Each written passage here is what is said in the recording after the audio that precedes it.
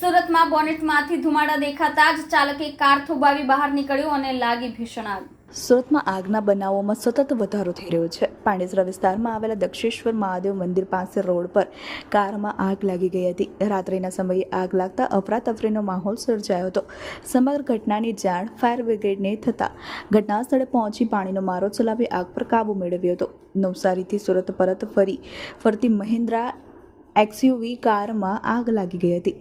દોડતી કારમાં અચાનક આગ લાગી ગઈ હતી. બોનેટમાં આગ લાગ્યાની જાણ થતાં જ ડ્રાઈવર સલામત રીતે નીચે ઉતરી ગયા હતા. કાર માલિક હિરેન પટેલ નીચે ઉતરી ગયા બાદ સંપૂર્ણ કારમાં આગ લાગતા જવાળાઓ ઊંચી સુધી ઉઠી હતી. ફાયર બ્રિગેડના અધિકારીએ કહ્યું કે પાંડેસરા વિસ્તારના પ્રેમનગર પાસે ઘટના બની હતી. આગમાં કાર ચાલકનો આબાદ બચાવ થયો હતો. ફાયર બ્રિગેડને ગાડી ઘટના સ્થળે પહોંચી પાણીનો મારો ચલાવી આગ પર કાબૂ મેળવ્યો હતો. આ કયા કારણોસર લાગી તે હજુ સુધી સામે આવ્યું નથી.